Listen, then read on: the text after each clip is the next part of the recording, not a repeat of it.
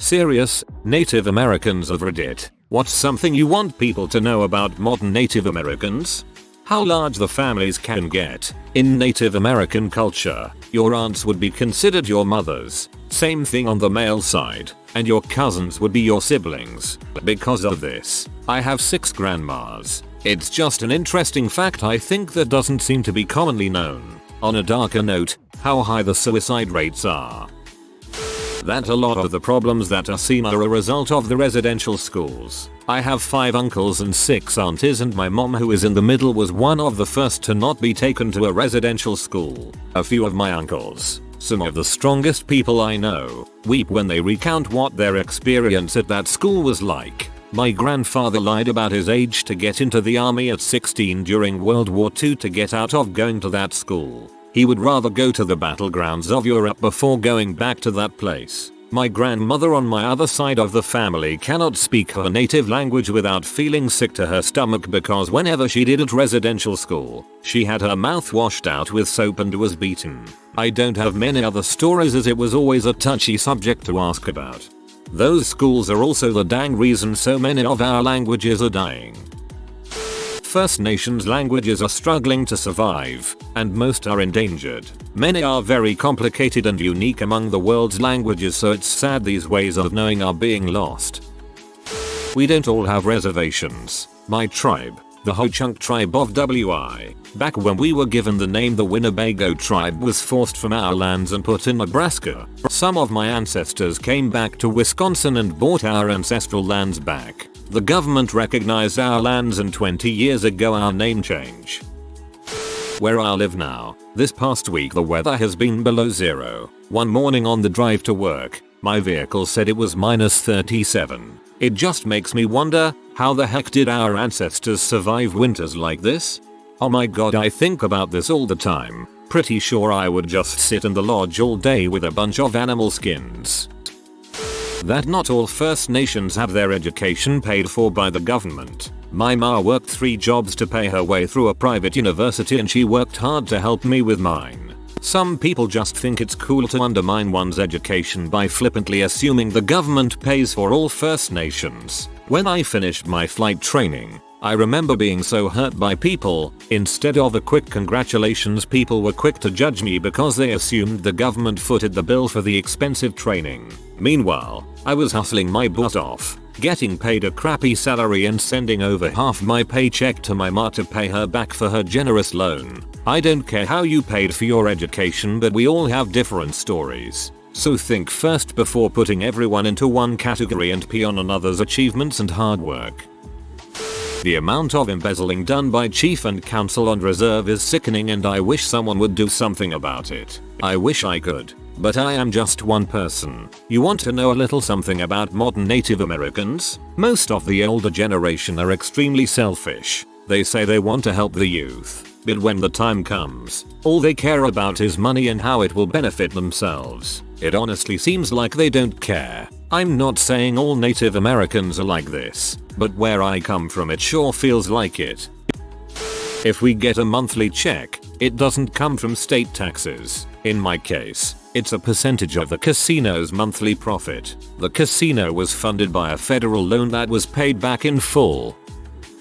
Oh boy, well let's see. We pay taxes like everyone else, only on reserve can we take off about 1 stroke to the tax. Provincial, not federal. We cannot own any reserve land. We only get a certificate of ownership. Can't use any pseudo-owned land as capital to finance anything, be that a mortgage, business or otherwise. Residential schools still have a huge effect on us. I believe the last one only closed in 1980. If you don't know what they are, you should be made aware. Many of us still have a deep-seated hate of white people. My grandmother still say, nothing white is good for you. White sugar, white bread, and white people. The only wealthy people that live on the res are the ones that own cigarette companies, locally called the Cigarette Kings. Native American living in Canada. Things may be a bit different in the States. Last residential school closed in 1996, in Saskatchewan. I'm Native American. I'm in my mid-20s and I've been drug and alcohol free my entire life. 70% of my family members are alcoholics, pillheads, or M-heads. The M problem on the reservation has gotten worse. 5 years ago I barely heard about it. Now it's everywhere. Young people, 1835, are the biggest users of it. Anyone older than that is pretty much sticking to alcohol. So that generation will probably die before the grandparents. Girls have kids young, like 15-18 for their first kid. So there's lots of grandmas in their early 30s. There's usually a casino, gas station, or dollar store to work at if you're not educated enough to work at a tribal building or CPS or wherever. But the problem with that is natives don't want to keep jobs. They want to drink every night, do drugs, show up late, call in, and lose their jobs. The casino here, where I work, sees workers come and go at a rapid pace. For the smaller jobs anyway, white people have the bigger money making jobs and they're good at showing up and they love the great benefits our casino offers. While native tribes get millions of dollars from the government, why are you so poor? The tribal councils are many times corrupt. None of us ever get to see that money. We don't all go to powwows and your jokes are usually never funny, and believe it or not, we don't want to talk about how your grandmother was full-blooded Cherokee. We don't all go to powwows. A lot of younger people do though, and while I think that they are boring as frick and a dang waste of time, I participated too. I don't think there's actually anything wrong with them. However, I see a disturbing trend of kids ignoring their own customs, languages, and traditions unique to their own tribe in order to focus on powwow. That we don't use the word genocide lightly. It doesn't always seem like what the US and Canada, and other countries, has done to natives has been particularly genocidal, but it's there. And I don't mean smallpox blankets. These would have been surprisingly ineffective in spreading the disease. Forced relocation, boarding residency schools, revisionist history. These are all apart from the violent action taken against native tribes, but the intent is all the same: to erase us. Removing a tribe from its home is devastating to its identity. A tribe's history was generally passed down as oral tradition. But if you're removed from that tradition setting, you're then placed into an area for which you have no names, and the places from your history you can no longer see. The result is that you cannot connect or care about either. That's to say nothing of the fact that some tribes were moved so far away from their home that it put them in an entirely new ecosystem about which they knew nothing. The boarding schools were created entirely to educate the Indian out of our parents and grandparents. Their names were changed, their language forbidden, and their religion forcibly replaced with something completely alien. And you might wonder if that is really as bad as feeding them a bullet. I'd say it's worse. Killing them just ends with their death. Indoctrinating them against their own people and history damages them for the rest of their life, which they will pass down not only to their children but their nieces and nephews as well as their friends and neighbors. And as for history, battles not won on the field are easily won in print when you get to control the narrative. An army raid that goes wrong is turned into an unprovoked massacre of American soldiers. A tribe that resists relocation is cast as rebellious upstarts who are damaging the reputation of all tribes. Identities of individual tribes are obliterated as school children are taught that all American Indians did this. Even to discard their faults as we project modern values back on them is a disservice that only homogenizes them with our own ideals. These are all fairly broad examples, but it's not too difficult to dig into the specifics if you really want to. But if you've ever wondered why so many or even most natives have a chip on their shoulder, this should suffice to sum it up. Even if many of us don't grow up experiencing them directly ourselves, the scars are often there plain to see in our daily lives. It's not hard to look at the state of one's tribe and see what's missing, what's been taken, and what is still dying. These days ours is a gentle genocide, but still ongoing. There are a lot of us who don't live on reservations and instead among the rest of the US population. My family got kicked out of our tribe once my grandma died because they accused her of embezzling the tribe's money when my grandpa was the chief. Another thing that a lot of people don't know about is, at least in my area, there are still many active tribes practicing their ancestral traditions and religions. If you ever have a chance to go to a powwow, definitely take up the offer. It is a great way to get a taste of the culture of North America before the Europeans got here. I'm only educated on the subject as it pertains to Canada, but a lot of crap has been a result of a divide and conquer strategy employed by the government. For example, Prior to 1985, indigenous women that married out immediately forfeited all Indian claims for her and her children. Men that did the same not only retained status, their white wives actually obtained Indian status as well. But in 1985, the government passed Bill C-31 that removed that ugly sexist part and reinstated those lost rights to those women and their children. Awesome, right? Well, not totally, you see. Since Indian status was reinstated for these women, they often went back to the reserves they were originally from. Fresh equality in hand. Reserve system. Completely different. Even more fricked issue. Conveniently, the federal government suddenly became okay with the reserves deciding their own members lists themselves. That gave them a choice. Do they allow the women that married out and left the reserve back in, which would also give them a share of reserve funds and resources? Or do they keep more for themselves and tell gender equality to go frick itself? I'm sure you can guess that the latter happened its fair share. And really, the registered Indian system in itself is a divide and conquer move. Arbitrarily give one group rights and privileges over another and watch crap get testy in a hurry. It's impossible to get everyone pulling in the same direction in a situation like that. Source: Halfbreed. 1985 bill applied to my mom. Done a university indigenous studies course. Choctaw here. Our community sucks. We have so many people taking advantage of the free food and health, sir. It's disgusting. Most of the Choctaw people where I live are obese, lazy, and expectant. They also love to complain about the smallest things but never do anything about their problems except blame others. I tried working with my tribe to better the community and I felt as if I were pouring gasoline on a fire. Their problems are their own fault and I wish things were better. There's this great supernatural indie thriller film titled Imprint, about a Native American lawyer living in Denver who returns home to Pine Ridge, South Dakota. She says something to her Native American mother like, "Our greatest problems are self-inflicted," and I agreed so hard. As a half native, half white, I feel unwelcome by one side and cast out by the other. Whichever side you guess does which, isn't wrong. This one hates being called a Native American. Anyone born here is a Native American. I prefer the classic American Indian or Aboriginal American. That we can be pale. When I was in school, once people found out my heritage, the Native group didn't care for me because I was pale and the white group didn't like me because I was actually Native. And now as an adult people still don't believe me when I tell them. It's always, "But you're so white." We've gotten very modern to the times and the stereotypical Native American doesn't really apply anymore. But yes, the jokes are still funny. Also, it's sad seeing 10-14-year-old kids drinking and getting high. That's where it starts. Then it continues to hard liquor, and they are already full-blown alcoholics by the time they're actually old enough to drink.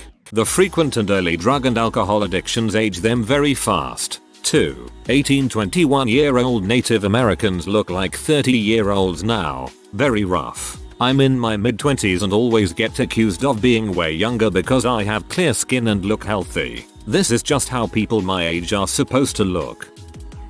We're just regular people like everyone else. Sure, we've had a brutal past and have been thinned down like the dodo bird. In the end, we are another part of the human race and should be seen that way, not as anyone different. I'm a native from Ontario, Canada. Unfortunately, I don't have the exact numbers, but I would like everyone to know that there are a lot of missing or murdered Aboriginal men as well. In no way am I trying to take away from the movement for missing or murdered Aboriginal women or children, but me, personally, I want everyone found or brought back home. Everyone. We're not all the same. Pretty basic. Can be as simple as fibread. A lot of us may eat it, but it's never made the same way. Everyone makes it different. Ojibwa here on the res. Didn't grow up around here. Grew up with my mom's people in Alaska. The Tlingit. Used to being called Alaskan Native. So when I moved here found Indian to be offensive. Prejudice is still alive here. I saw a bumper sticker once that said "Save a fish, spear an Indian." Was shocked people still felt this way till I learned a little about tribal fishing and hunting rights that non-natives don't have. I'm also saddened by the amount of younger people who use drugs. talk and act like gangster wannabes, and walk around with chips on their shoulders so big as to be almost visible to the naked eye. I get it, BC there is a history of alcohol and violence amongst both my people, and very few, if anyone, realizes that it's a cycle that can be broken. Oh, and although the younger generation probably never spoke Ojibwe every day, they still have an heavy accent that the older generation had, so it's either amusing or irritating depending on how heavy they talk versus how young they are. Haha. On a sadder note, my Tlingit grandmother was of a time where she was forced to speak English and a missionary smile was understood to be fake af. Also, my mother's tribe is very sensibly matrilineal and kids are raised by their uncles, whereas the Ojibwe are patrilineal, and so I can claim both my clans based on bloodline. And in Alaska we have corporations, not reservations, and I have shares in 2 of them somehow, but gee, don't I wish I were rich from it. If you'd like, here is a recipe from my childhood, one of my faves. During herring spawning season, go and cut some branches from a pine tree. Douglas fir is my fave, but I've had branches from other fragrant pines. Take your branches and put them down on the beach at low tide. At next low tide, collect your branches and put them in plastic garbage bags to distribute the abundance among friends and relatives. BC everyone loves fresh herring eggs. Take your portion home and boil it along with the pines. Pick the eggs out and enjoy. Based on my own experience as well as literature I've read by Native American authors, I feel like many people don't understand the isolation natives experience, especially those living off of a reservation. As a child, I never met another kid who looked like me, and I hated when people assumed I was Middle Eastern or Latina. The only Native American figure in media I had to admire was Pocahontas. Also, it's tiring that when I tell someone I'm American Indian the response is always how one of their ancestors was too. Like, okay, that may be true, but you're pale with freckles and red hair, so can you actually relate? SMH.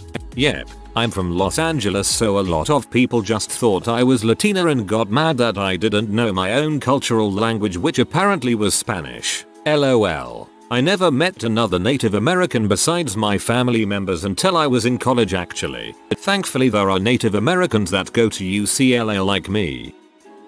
We are not tribal freaks. We have adapted to technology and modern housing and appliances like fast food just like the rest of you, albeit a little later than most. On the Navajo Nation, some people still live as if they're in a third world country. They live too far for the tribal electric company to reach them. They don't have running water, barely have enough money to survive. In a lot of cases, they either wouldn't be able to make it back home either because of weather-related reasons or not enough money for gas. So they have to live off the land until they get enough money to get necessities in the nearest town. The Navajo Reservation has a large amount of abandoned uranium mines left over from the Cold War that the federal and tribal governments have only recently gotten around to starting to clean up. I think we want home ownership in urban environments. Other members of minorities have thrived in them because natives were forced into reservations or land claim areas. Acceptance into these areas and lack of education to cope has really hurt development of self-sustaining economic circumstances of native people, leading to mental health problems. It would be cool to immigrate to Europe as Europeans and Orientals have done here and gain much wealth. Just a better balance of empathy would be considerate. Government is corrupt. Unemployment is but. I live just down the street from a rim-riddled family. It is crap, friend. I wonder sometimes if it's our leadership or if it's our inability to modernize ourselves. Either way, all we see is the gas money. LOL. I am Navajo. Citizen band Potawatomi here. Before the USA was established, there were quite a lot of Native Americans in the US. Over about 500 years between 114 million Native Americans were killed. Up to roughly 1/3 of the current US population died either by direct violence, often sanctioned by the US government, or indirectly by the use of diseases and starvation. After that genocide, all the Native Americans who were left were essentially told to frick off, and to this day, a lot of tribes live in crap conditions and are still to this day the oppressed group in America. That we come from diverse tribes and unique circumstances, and that one of our experiences does not represent all of ours. That we have sovereign governments on par with state and local municipalities with our own unique laws. that the current administration has proposed laws that would restrict the process and our ability to have lands placed into trust for us. Consultation is taking place within the next couple months on CFR 151. Many tribes like mine, the Ho-Chunk Nation, do not have a established reservation. Off-reservation fee to trust applications are the heart of our land acquisitions prerogative. I've lived all my life on a reservation, and growing up I was exposed to a lot of grown-up things at a young age. Suicide, drug and alcohol use is the norm around here. It's because of residential schools and the crappy coping mechanisms they left us with. It contributes to the narrative that we are nothing but alcoholics that fight each other, but it's the reality for some people. What people don't see on the outside is there are people within the community that are fighting against all we are going through. It's sometimes a handful of people in our community that limits our growth. We've come a long way, but we still have a long way to go. I'll admit I fell victim to drug and alcohol abuse. Just all the things you hear happening in your community drags you down too. Men prey on girls in that situation, manipulate them and feed their drug addiction. I was angry. I used drugs and alcohol to kill that anger, which only caused more. Most people are still stuck in that cycle. It's because we don't have the coping mechanisms, and generations of crappy parenting is the result. We had so many suicides in the past year, it wears at your heart. So much violence, so much chaos. It's hard when you see your family going through all that. For my story, I'm 3 years sober, mother of 1, and I've graduated high school and plan to further my education. It's what you make of your situation, but just remember not everyone is as privileged as you. That we are nations. We have sovereignty. We are oppressed peoples, and thus our sovereignty is limited, but it is inherent. And that some 20-minute googling doesn't make one an expert on federal Indian policy or tribal sovereignty. They are arguably some of the most convoluted topics to learn about and discuss. We are still here, and we don't live in teepees. And don't immediately ask how much if someone tells you they're native. Blood quantum is a white man's method of ensuring eventual elimination. Stop trying to quantify my nativeness so you can decide for yourself if I'm native enough.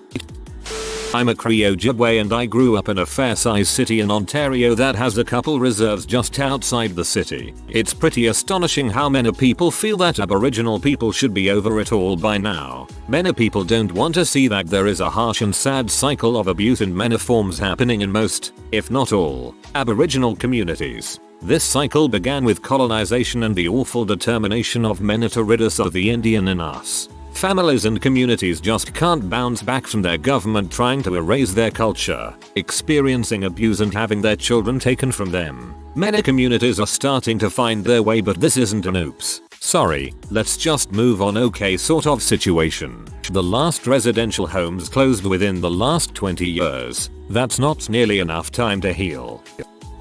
If you meet someone from an eastern tribe, they will most likely be mixed, and this does not make them any less Indian than western tribes. First contact equals more intermarriage equals more colors. There are thousands of black, Portuguese, Caribbean, white etc mixed natives that are still Indian even though we don't look like Pocahontas. My tribe is like 75% black. Mashpee Wampanoag, the first one the pilgrims fricked with.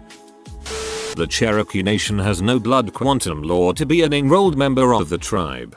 Basically what this means is that as long as you can prove you have an ancestor in the Dawes roll, then you can be enrolled, which has really whitewashed the Cherokee Nation of Oklahoma. Sure, you can Google what the largest tribes are, and Cherokee is in the top 3 in the US. But when you see the number of members, don't go thinking they're all mostly full-bloods. Lots and lots of thin bloods. Not hating on thin-bloodedness, just trying to explain. United Kituwa Band has a 1-stroke 4 blood quantum requirement, and Eastern Band has a 1-stroke 16 BQ requirement and or genealogical evidence of a Cherokee ancestor listed in the Baker roll. That just because I'm not full-blooded doesn't mean I'm not native. I know what tribe I come from. My mother, my grandfather, and my great-grandfather are all registered. I'm working on getting mine, but I live in a different state right now, so it might not happen. When I was in high school, I nearly got in a fist fight with a Navajo girl who told me I wasn't Native American because I wasn't full-blooded. It still makes me mad when I think about it. If you are new to the channel, you can subscribe. I publish new videos every day. Until then, check another video.